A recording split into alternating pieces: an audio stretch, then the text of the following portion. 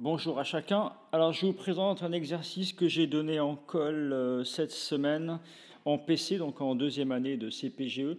Je vais faire un bref corrigé et bon, je pense que cette vidéo n'aura aucune audience, j'espère une vue, la mienne peut-être, voilà, mais c'est pas grave, c'est pour le fun. Et donc ça concerne le pendu de Foucault.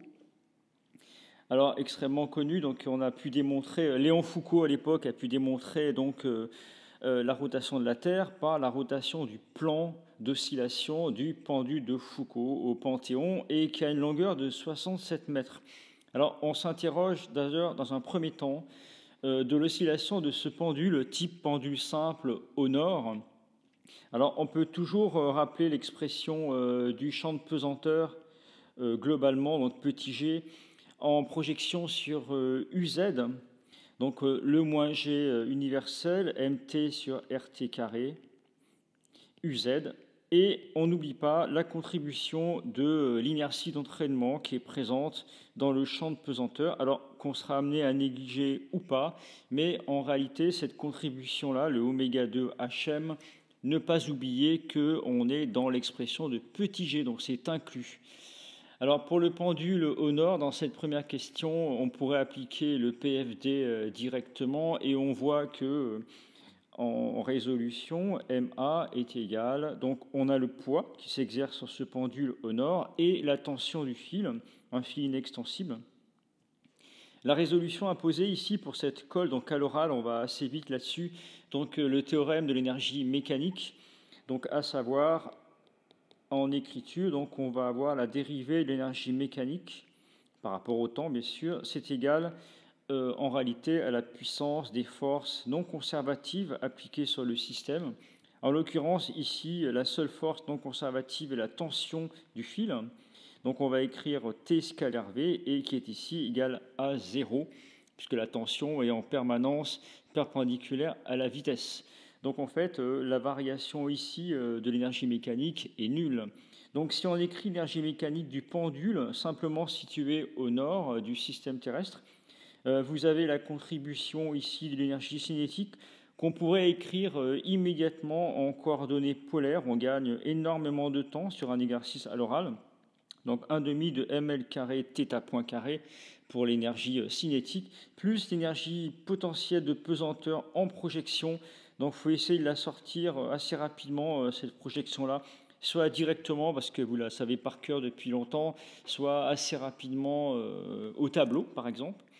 Et donc, si on dérive cette expression d'énergie mécanique, donc DEM sur dt qui est égal à 0, hein, ne l'oublions pas, on trouve l'expression suivante, donc ml carré θ point point pour la dérivée, donc le seul terme qui est dérivé ici est l'angle θ, plus mgl sinus θ.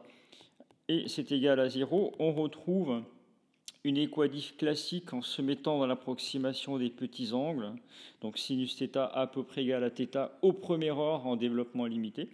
Et on retrouve une équation, alors attention, une équation type oscillateur harmonique, donc θ point point plus g sur L θ, donc vraiment type oscillateur harmonique pour ce pendule simple. On peut en déduire également la période d'oscillation propre, donc t égale 2pi racine de L sur G, donc on peut projeter ça très rapidement au tableau en colle. L'application numérique vous donne une période propre d'oscillation pour ce pendule simple de 16 secondes. En question, on vous demande à ce moment-là, que penser en question 2 hein, du plan d'oscillation par rapport au référentiel géocentrique? Alors, on assimile le géocentrique à un référentiel galiléen ici, évidemment. Et donc, en fait, le plan d'oscillation va rester fixe dans le référentiel géocentrique. Donc, on voit l'oscillation du pendule sans mouvement. Sauf que si on se place par rapport au référentiel terrestre assimilé non galiléen ici, donc admettons qu'on soit au pôle Nord, les pieds fixés au sol, la Terre tournant dans le sens trigonométrique, eh bien, la réponse est la suivante. Donc, on va voir le plan d'oscillation du pendule. On va le voir tourner en sens horaire par rapport au sol. Donc, on met ainsi en évidence la rotation de la Terre sur elle-même. Donc, c'était vraiment la grande idée de Léon Foucault à l'époque. Donc, voilà pour la résolution de cette première partie. On va regarder en page suivante les questions supplémentaires. Donc voilà pour la résolution, j'avais prévu une page de trop. Pour les questions supplémentaires, on va se situer ici dans l'étude, dans le référentiel terrestre qui est non galiléen. Et on va demander, par exemple, l'expression de G et quel terme on pourrait négliger ici. Alors, pour l'expression de G qui était donnée en préambule, donc le champ de pesanteur au niveau du sol, donc on va rester en RT carré UZ. Le terme inertiel d'entraînement va être négligé ici, donc le oméga 2 HM, on va négliger ce terme en première approximation, puisqu'en réalité, pour le champ de pesanteur G, on projette tout sur Z, donc la contribution d'inertie, on va la négliger ici. En revanche, lorsqu'on fait le bilan des forces, pour le pendule, donc en rotation, donc là, on est en question 4. On se place dans le référentiel non galiléen. Alors, on va voir par la suite qu'on est à la latitude de Paris. Donc, on va voir effectivement le plan d'oscillation tourner en sens horaire. Et en termes de bilan des forces, pour le pendule simple, on a le poids, la tension du fil.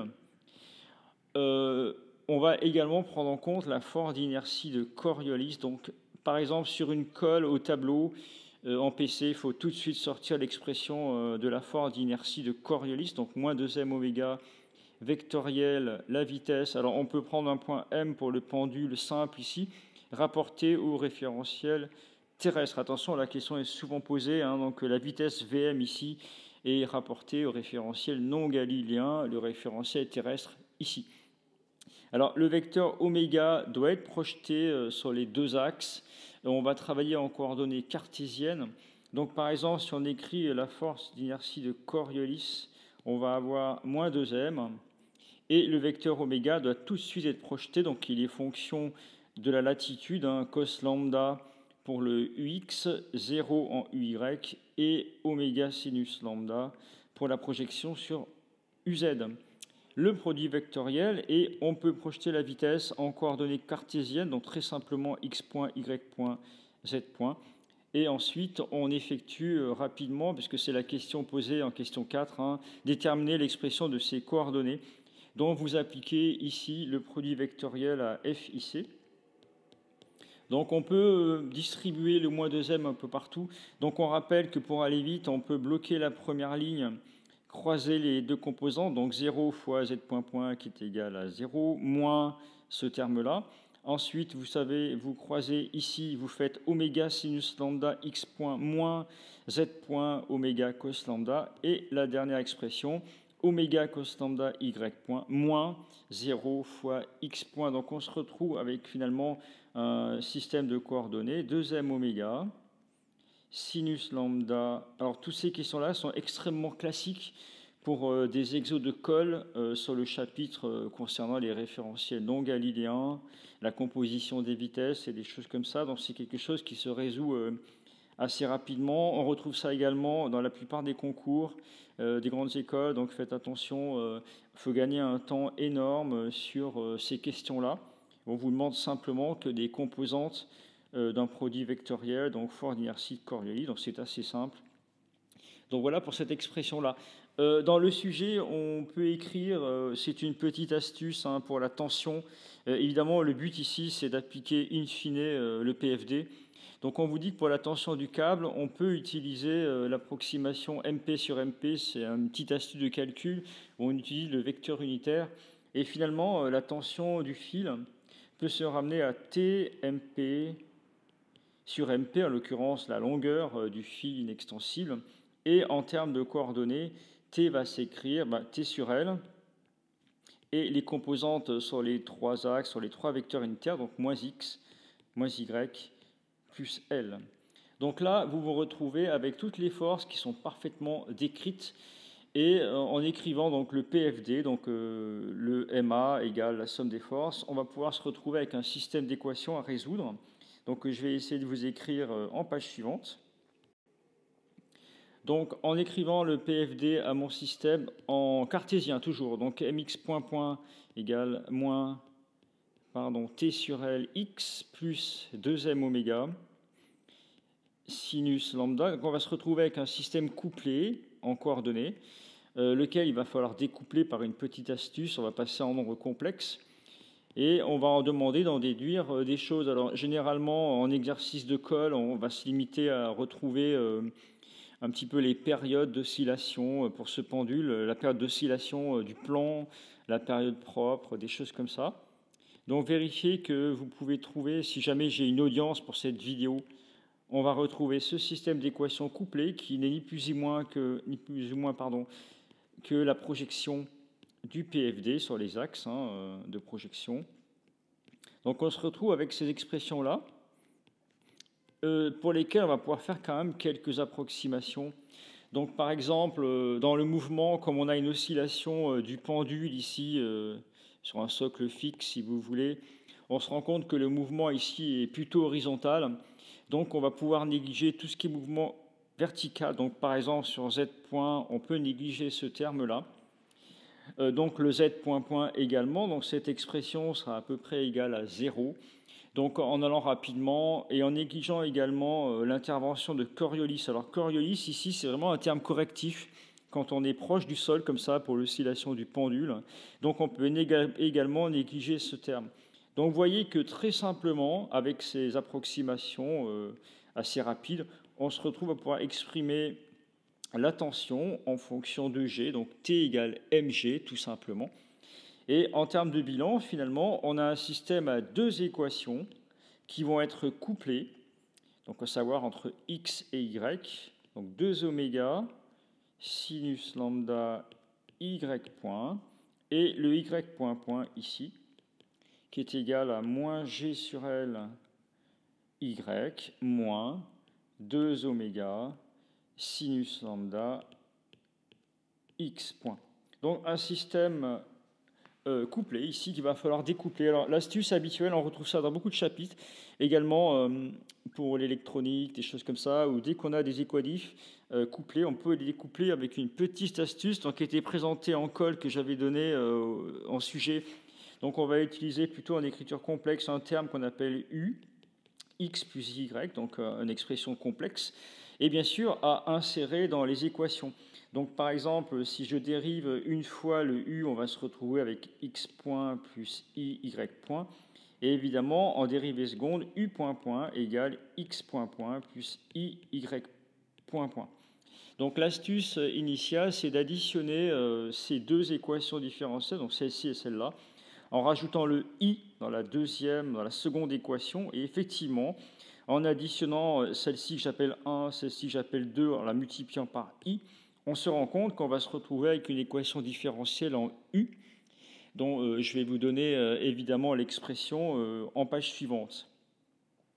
Alors pour l'équation différentielle en u, on va se retrouver avec l'expression suivante, donc u point point bar, donc en écriture complexe, plus 2i oméga sinus lambda u point, plus g sur L u. Donc une équation du second ordre classique, cette fois-ci, en ayant fait évidemment l'écriture de l'écriture complexe de u, en ayant écrit que la pulsation propre carrée, c'est g sur L, et c'était précisé dans l'énoncé en écrivant alpha égale 2 oméga sinus lambda pour alléger l'écriture. Donc il suffit en fait de résoudre simplement cette équation différentielle. Donc u point point plus i alpha u point plus oméga 0 carré u. Alors on passe à l'équation caractéristique, donc sans second membre, qui est la suivante, oméga 0 carré. Donc là, quand vous êtes en colle sur ce type d'exercice, il faut aller vraiment vite. Donc l'équation caractéristique, le discriminant immédiat, donc on pourrait passer par le réduit ou pas, mais comme il n'est plus au programme de PC, on va laisser le discriminant classique. Et vous remarquez que quelles que soient les valeurs, on a un delta qui est négatif, donc des racines distinctes complexes, qui vont donc être les suivantes, donc R12 si vous voulez. Donc moins i alpha plus ou moins i racine. Attention, n'oubliez pas, il faut toujours mettre l'opposé du discriminant sous la racine. Et sur le 2a, donc 2 ici en l'occurrence. Alors on écrit souvent les racines distinctes comme ça. Donc le moins i alpha sur 2, on l'écrit souvent en premier terme. Donc ici on va remettre ce qu'était alpha. Donc alpha sur 2, on va avoir simplement oméga sinus lambda et plus ou moins i. Et souvent, on transpose la racine carrée sur 2 en petit oméga. Donc on appelle ça souvent la pseudo-pulsation. Donc la solution générale de l'équation différentielle pour le pendule, qui je rappelle est en oscillation référentielle non galiléen. Donc vous voyez, pour un exercice comme ça en colle, où on a en gros un peu plus de 30 minutes, c'est assez ardu d'être assez rapide. Donc il faut vraiment essayer de gagner du temps sur certaines étapes, ça demande pas mal de pratique. Et donc beaucoup d'élèves en général n'arrivent pas à terme pour cet exercice-là. Il faut maîtriser un petit peu les équations différentielles, il faut aller très très vite. Et il est quand même pas mal d'arriver à cette solution générale ici en U-bar, donc l'écriture complexe, et surtout d'interpréter un petit peu les termes. Alors ici, on reconnaît un terme qui est devant le temps. En général, on demande la période ici, et effectivement, le terme qui précède t s'écrit souvent 2π sur t.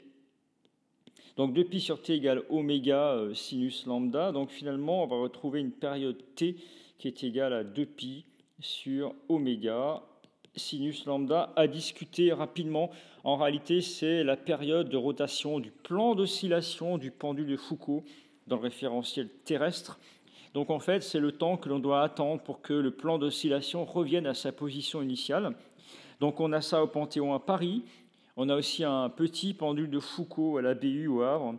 Et quand on fait le calcul, on trouve à peu près une période du plan d'oscillation qui est égale à 32 heures. Donc il faut attendre 32 heures pour que le plan d'oscillation ait fait un tour complet.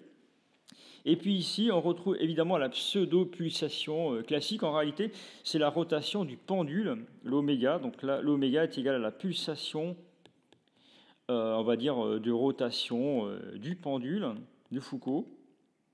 Et si on mène le calcul à bien, donc on écrit t égale 2π sur oméga. Donc après, ce sont des applications numériques.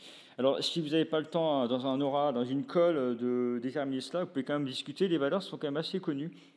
Et la période d'oscillation est au premier ordre à peu près égale à la pulsation, à la période propre, pardon. Et on trouve le fameux 16 secondes que l'on avait trouvé en exercice en début de colle pour le pendule oscillant au pôle Nord, donc sans l'effet inertiel. Donc on retrouve en fait cette période d'oscillation propre pour le pendule. Donc voilà, c'était un petit corrigé assez rapide d'un exercice de colle qui est vraiment classique et que l'on retrouve aussi dans les sujets de concours type mine, pont, centrale et compagnie. Donc c'est quelque chose à maîtriser et surtout il faut gagner beaucoup de temps, donc il faut beaucoup de pratique. Voilà, merci à tous, à très bientôt.